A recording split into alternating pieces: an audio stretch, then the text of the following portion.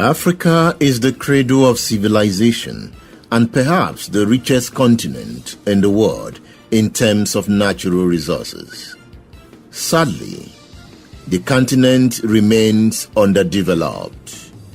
We'll be looking at some of the reasons on this edition of Economic Searchlight. I am Edmund Obilo.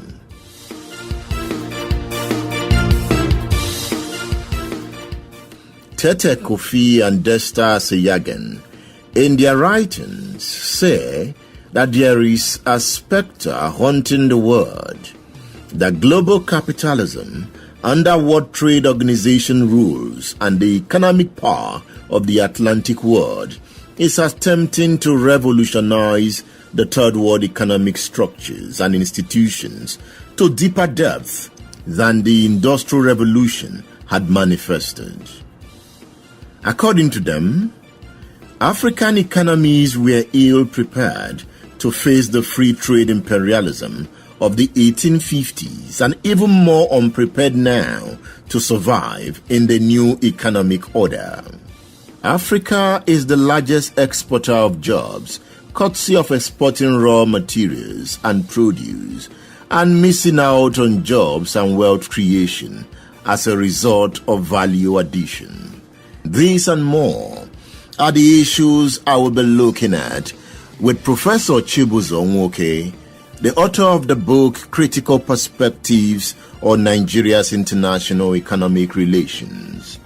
Nwoke is a professor of international economic relations, formerly a research professor and director of research and studies, the Nigerian Institute of International Affairs, and he is presently the Vice Chancellor of Oduduwa University. Chibuzo Nwoke on Economic Searchlight. Professor Chibuzo Nwoke, it's good to have you on Economic Searchlight. Thank you for having me. You have written a lot on Nigeria's international economic relations, and you have also looked at Africa broadly in many of your works. Do you think Africa has been able to understand international economic relations in its own favor? I'm going to answer that in the negative, because your question, the end part of your question says in Africa's own favor. And interestingly, in all our relations, interactions with the outside world, that's Africa, we don't have a whole lot of issues or elements that are in our own favor. And that's what accounts for that is, goes back in history. In your book, you said in order to successfully exploit the opportunities of technology and capital in world markets, African countries need to judiciously blend imported practices with domestic institutional innovations. Are you saying we are not there yet? We're certainly not there yet.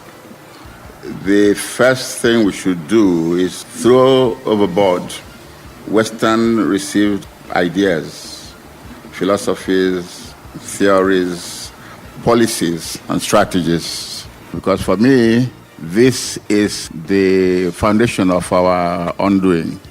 We need to do a rethink of those Western ideas and philosophies that have perpetrated our neo-colonial situation. And having done that, we should come up with our own ways of thinking, ways of doing things.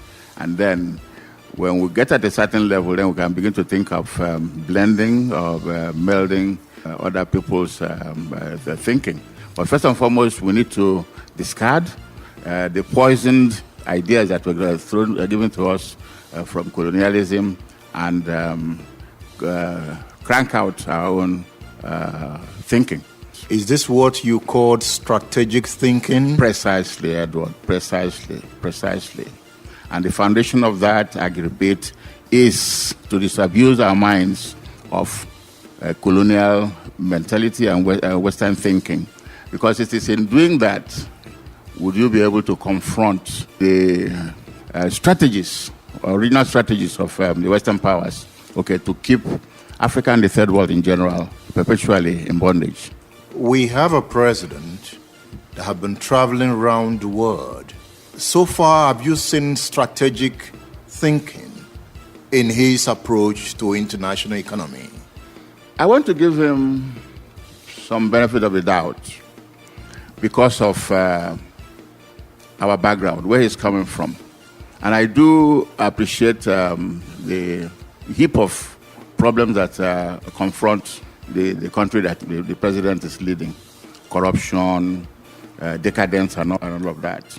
I do see his outings as emanating from a certain base of strategy, because there's a purpose to it. It's not just like he's junketing all over the world for no just purpose. Every place he went, you can relate strategicness to those trips. Yes, for now, that is. Even though some people are complaining already that he's been traveling too much, but I don't think. I think it was absolutely necessary for him to do that while paying attention, to the corruption at home. Has he shown any sign of confronting global capitalism? I'm afraid not yet. I say this because of a singular event that happened not too long ago, the visit of the IMF managing director, Lagarde. The kind of red carpet treatment that she received when she came to this country was disgusting to me, knowing the track record of IMF. And then she came, and then, of course, repeated the old talking down and lecturing of the Nigerian government on what they ought to do in their economies. The same old, selling down the same old neoliberal policies that had undone us for so long. To the extent that the president is in charge of this country and that was allowed to do, so I'll give him a not-so-pass mark in that respect. Despite what you have described as lecturing of the Nigerian state by the IMF, this president has put his feet on the ground and has refused to devalue the Nigerian currency against the advice of the IMF. Is that not solid enough? Okay, that's one point, but there are several others. The one that I mentioned earlier is also very important. Should have given the body language. It's full of body language. That body language would have been stronger for me than the issue of the evaluation. The signing against the evaluation, I can say, was simply populist. If you had not thrown the red carpet for Lagarde, I would have given him more kudos than that. In your book, you made a point clear that the same global north that dominates the global political economy also dominates the production of the intellectual foundation of the extant system. Perhaps the president recognizes this point and decided to play low. That would be a total misreading of where I'm coming from. If he recognized it, he would have acted the way that I just suggested. So after all, he represents a sovereign state. You should put his feet down and say, we are not doing it that way. And don't come and give us lectures. But what I meant in that passage, incidentally, was to keep reminding us of how I started, the received wisdom. Okay, they dominate every aspect of the international political economy, especially the ideas and all of that. That we should be wary of that and protect ourselves in this part of the world and do otherwise, and not allow them also, sell those to us. That we should be coming up with our own ideas, because ideas rule the world. And you also said the central elements of the contemporary international economic system were originally shaped largely by the interests and needs of the developed countries. Under such a situation, don't you think a country like Nigeria must be calm in confronting the global north? Okay, I know where you're coming from. When I talk about confrontation, I quite appreciate the fact that no single country, African country, third world country, can battle imperialism and win. So I'm thinking about the kinds of strategies that are open there. The regional integration schemes, proper regional integration scheme, that is, the South-South cooperation idea. For third world people to come together and present a united force against these forces. And there are instances of this already. Beyond the regional integration schemes, you have sub-regional and South-South cooperation schemes. I have in mind the scheme where you have India, South Africa, and Brazil. It's called IPSA, India, Brazil, South Africa. So that's an example. And there are several others in the making. That is the whole idea. We should come together. No one, Nigeria alone, Ghana alone, cannot do it, even assuming that you had the proper leadership anyway. But the whole idea is to come together so that you can present a united front. It has always worked. But despite some of these ideas like the G77, African countries are still suffering from economic hardship. What is really behind this? What is really behind it is leadership. Leadership, or lack of it rather. The decadent, compradorial type of leadership that you have in these parts that are agents of imperialism that work more in the interests of the Western powers than their own countries. Looters of their economies, pillagers of their economies, mismanagers of their economies. That is the singular, for me, explanation for the pits in which the African economies are today. So can we say Buhari is on point by tackling corruption? Very much so. Very much so. If only Nigerians can give him the latitude to do that deeply, extensively, and effectively. But like he himself said, and if you fight corruption, corruption fight back. You can already see that is manifesting itself, that to what extent corruption is indeed fighting back. And from his global tour, it is clear that he cannot do this job alone. He needs the partnership of some of these big countries where stolen money have been kept for him to succeed in his fight. Partnership. That is one concept that I've usually debunked in my writings and in my lectures. There's nothing like partnership for me when it comes to relationship between a country like Nigeria and the Western powers. So let us forget about that concept. You're talking about doing something to relate with the custodians of our stolen money funds to ensure that they go back. Well, you see the way it's working out. They give us terms. It is at their liberty. It is at their convenience that they begin to return the funds. And when they decide to return the funds, what do? They give us lectures. How do you supposed to spend the money? Where is the money supposed to go? Is that partnership? It certainly is not a concept of partnership. It doesn't fit the concept of partnership. I want us to just appreciate the nature of relationship, but then you made the point. We have to relate with them to get our money, our funds back. But you have to also do that on some kind of strong terms. You have to establish that and show that you're a leader of a sovereign state. You took our money, let us have the money back. Not as a slave, not as a servant, not as an underling. In doing this, there are many issues that Nigeria will have to confront. And you said, considering the basic developmental priorities of African countries, trade liberalization, dismantling barriers to trade, and foreign investment will not resolve the challenges facing the continent's progress.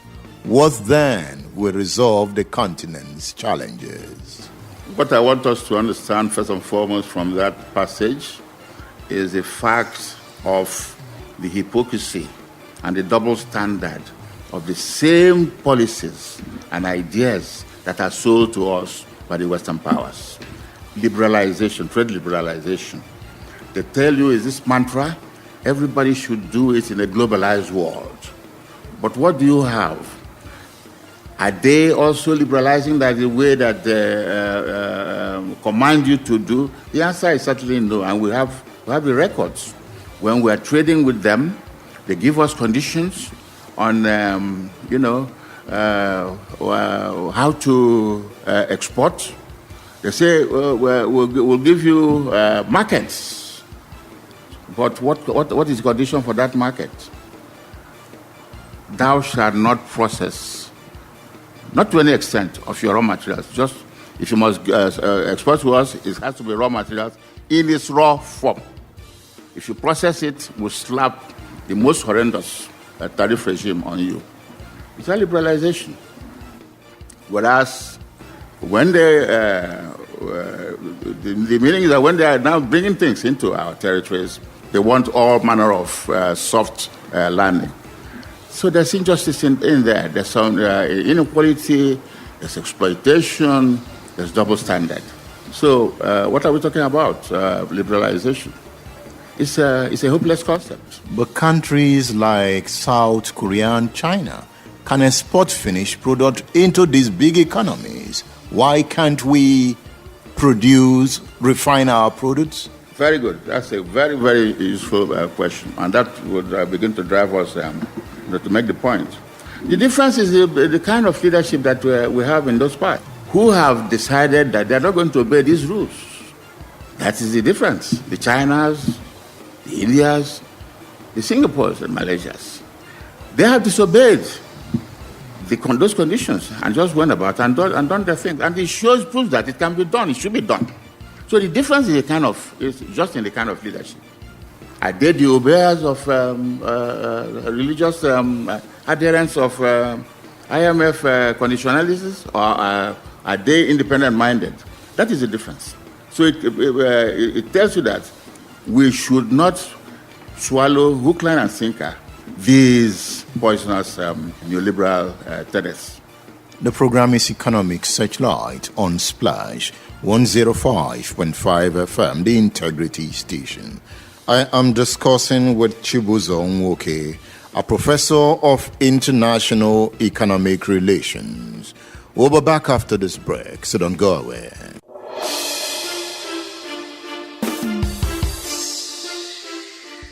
Welcome back. The program is Economic Searchlight on Splash 105.5 FM, the Integrity Station. My guest is the Vice Chancellor, Oduduwa University, Professor Chibuzo Nwoke, the author of the book Critical Perspectives on Nigeria's International Economic Relations. Before we went on that break, we were talking about China disobeying the rule. The president of Nigeria today will not allow certain traders to get foreign exchange to import goods into the country.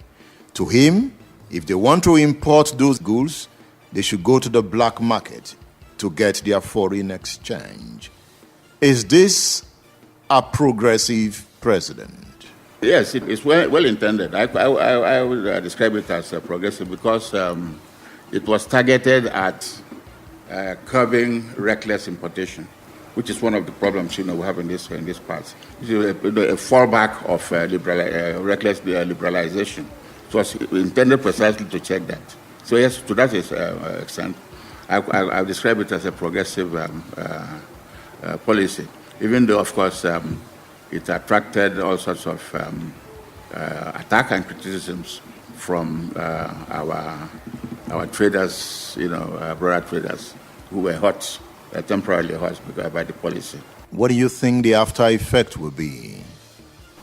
The after effect will be to begin to put in place a proper platform to correct the value of the naira to start with, because the foreign exchange will not be used for all sorts of useless importation.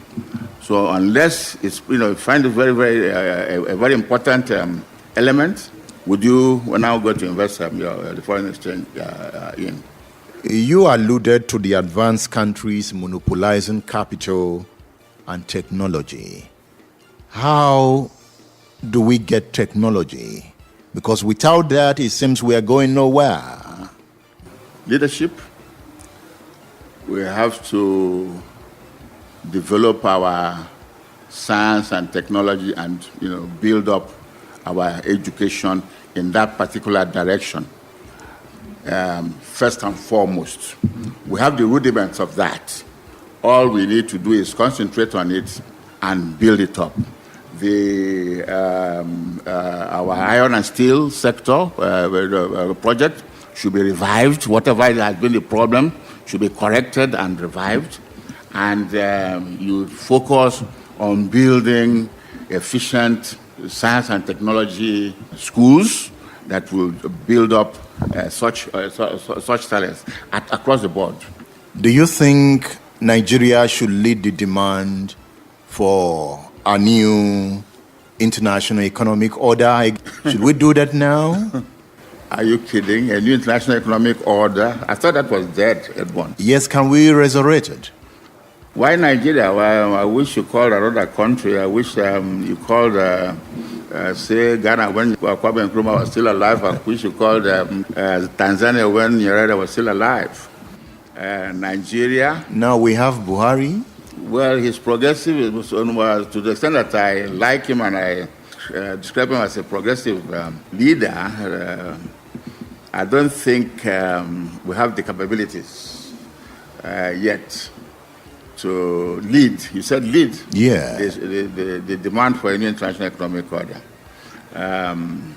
Incidentally, we must remember that the dead movement for a new international economic order, how it went, it sprang up from the United Nations essentially, and the demands were puerile. They did not. They were not strong. They ended up making the demands dependent on the goodwill of the advanced countries on whom we're dependent. So I hope that is not the kind of drive for a new international economic order you're thinking about now. I wish you phrased it otherwise, called it something else. Maybe a new world order. Not the NIEO that we all know. That is possible. And then we're talking about, of course, the first thing will be to put in place the proper leadership that will drive that. But again, Nigeria doesn't have that, I'm afraid, for now. Do you think Nigeria can do without free trade, without opening its borders to foreign goods? It cannot produce for its people yet. One is not talking here about absolute autarky. No, not in these times. We call it delinking, by which we mean just taking a breather and then looking inwards and correcting the things you've been doing wrong and putting your economy in order. Developing competitiveness. You're building up what the economists call the supply side requirements. Okay? And then we need to do import substitution industrialization. Temporarily curb reckless importation. And then and we have the prerequisites for this, all the raw materials that we have. Tons and tons of solid minerals, the petroleum sector, the agriculture. Look inwards, develop competitiveness, add value to your products, build up industrialization and industrialization base, get people employed, and then you have products, quality products that you can now begin to export. At that time, if you open up, then you can begin to talk to the world in your own terms. That's what we want. This would take time, and the people of this country seem impatient. Leadership will correct the impatience. Leadership and education and information will correct the impatience, should correct the impatience. Leadership is everything.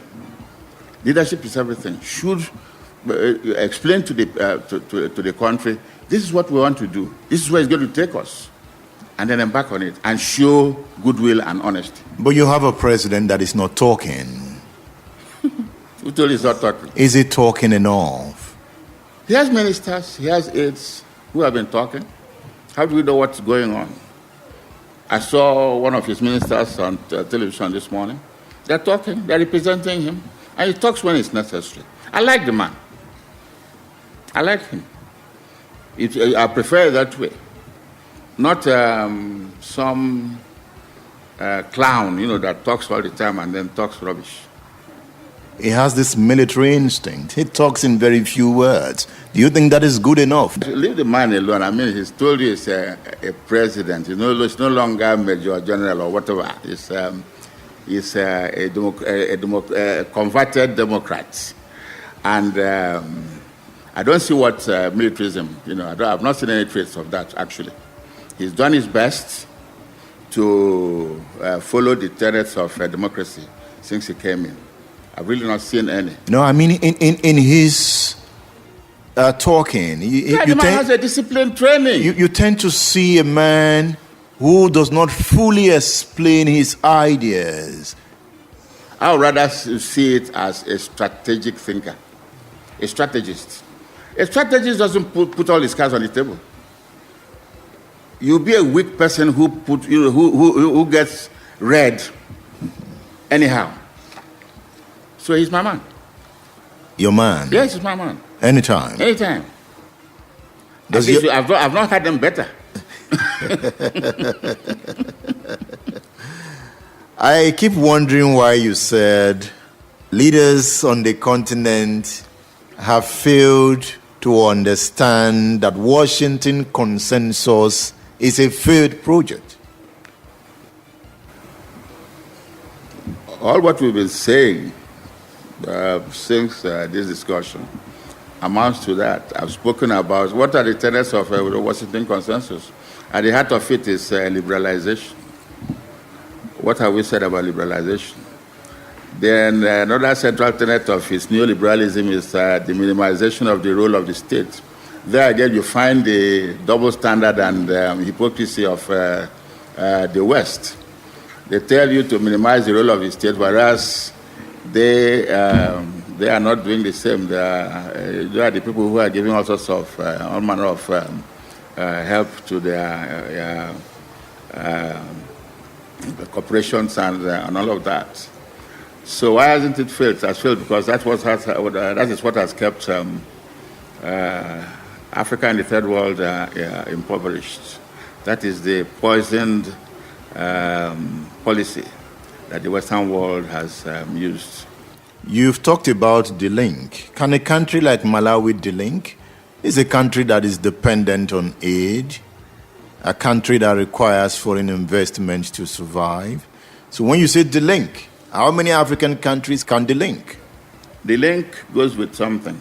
It goes with the proper leadership. It is the leadership that will sell the idea. It is the leadership that will package the strategy.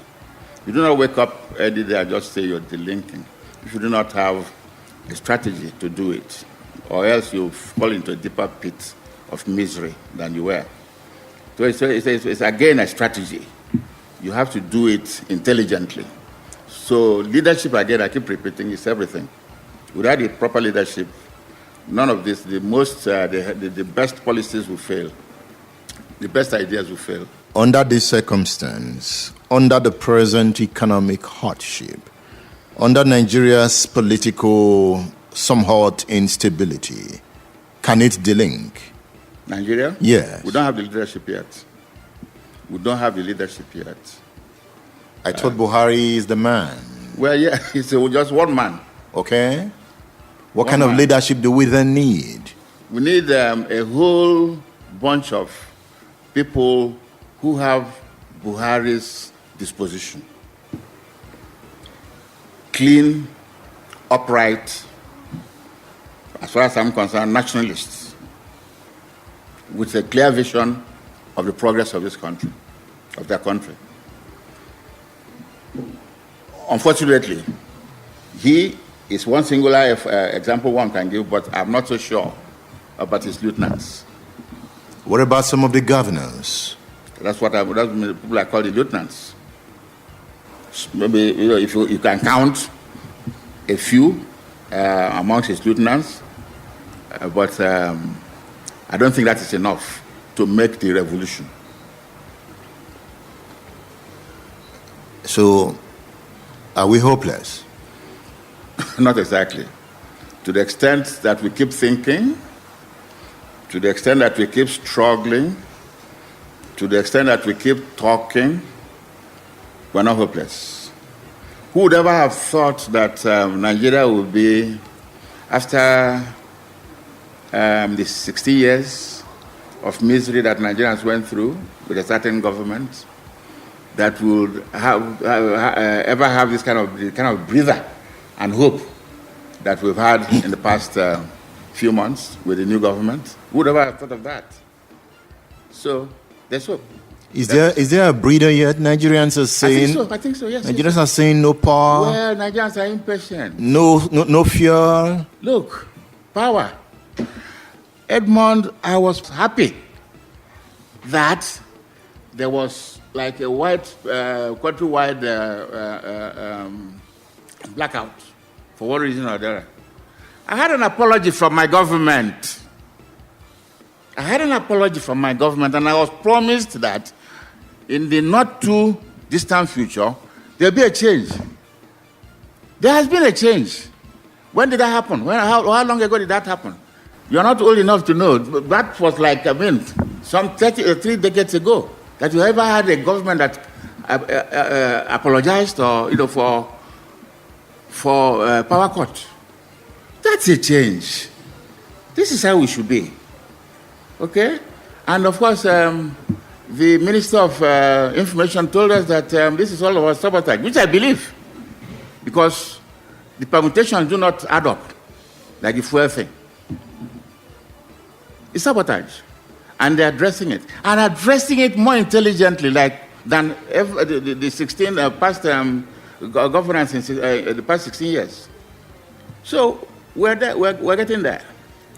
The program is Economic SearchLight. I am discussing with a professor of international economic relations, Chibuzo Nwoke. We'll be back after this break, so don't go away.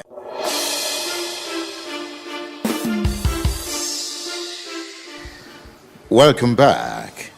Professor Chibuzo Nwoke, the author of the book Critical Perspectives on Nigeria's International Economic Relations, is on Economic SearchLight.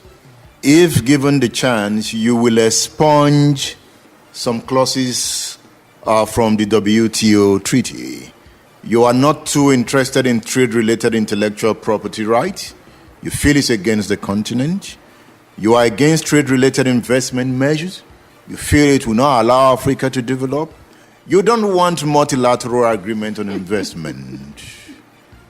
How do we kick against this at the international level and come out untouched? We're at it. Again, in groups, protesting against these exploitative mechanisms that have been put in place at the level of the World Trade Organization, what they call trade-related issues, which they have never featured as trade issues, but were just introduced upon the structuring of the World Trade Organization. Trade in services, for example. These are areas where African countries, third world countries, are pathetically weak. And they just injected that. What are the content of all these things that you listed?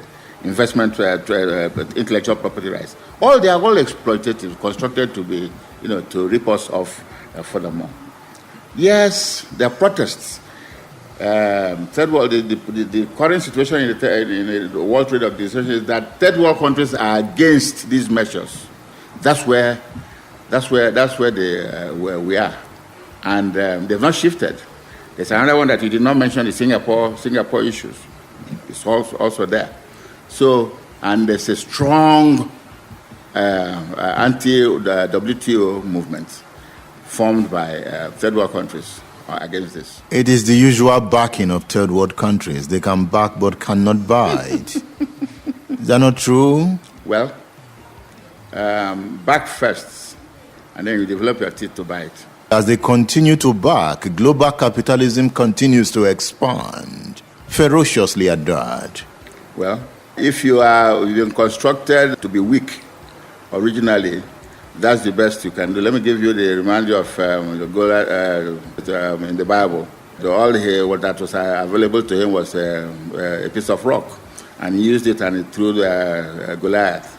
So this is what the situation is, and we're doing the best that we can under the circumstance, because we have been originally incapacitated from day one, and so all we can do is to get together in a group and reject their exploitation. Will a China ever emerge out of Africa? Yeah. Which country will I mention? I think South Africa. Not Nigeria. Forget about your rebasing. I don't take that quite seriously, because it was just playing with figures overnight, and all of a sudden you are there. But I mean, concretely, I think South Africa has an edge, unless something is seriously, done urgently in Nigeria to move. I know that Nigerians in general, would like this thing about we being the regional power. But if we want to be realistic, I think we've since lost it. Our population does not matter? No, what are you doing with population when you're crippled? What about your natural resources? This is part of my language. I was said to hell with your natural resources, because you've not done anything with them. In fact, your natural resources have only made you to be non-thinking, foolish, and laid back. So are you among those who think the price of oil should crash to $0? So Nigeria can learn some good lessons? I said yes. Somebody said it that the best thing that would happen to Nigeria is that oil dried up.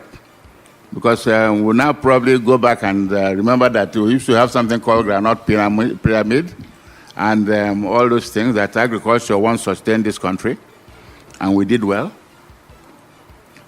You said African countries should delink and complete the independence project. Complete the independence project. Can you break that down? Breaking it down is that you got flag independence. The nature of your independence was not complete. You did not have economic liberation. You had not been economically liberated. You only got the flag. You got a pledge. You went and registered yourself as number 99 in the United Nations, and you had a national anthem. But that was the extent of it. You're in neo-colonial power, and like we said earlier in this discussion, most of the decisions that you take are not independent of the outside world. So to that extent, you still need a very, very important ingredient of economic liberty. And that's what you need to do. As soon as you get it, you've completed the independence project. Professor Chukwueze Onwuoke, thank you for speaking with Splash FM. Thank you so much, Edwin. Professor Onwuoke is the author of the book Critical Perspectives on Nigeria's International Economic Relations. He is the Vice Chancellor, Oduduwa University, Ife. Onwuoke is a professor of international economic relations. You have any comment? My email address is eobilo@splashfm1055.com. eobilo@splashfm1055.com. You can send a text message. The number is 080-999-1849. 080-999-1849. You can also leave your comment on my Twitter page. My Twitter handle is @eobilo. I worked with Blessed Akum to bring you this package of Economic SearchLight. Next Friday is another time. I am Edmund Obilo. Thank you for listening.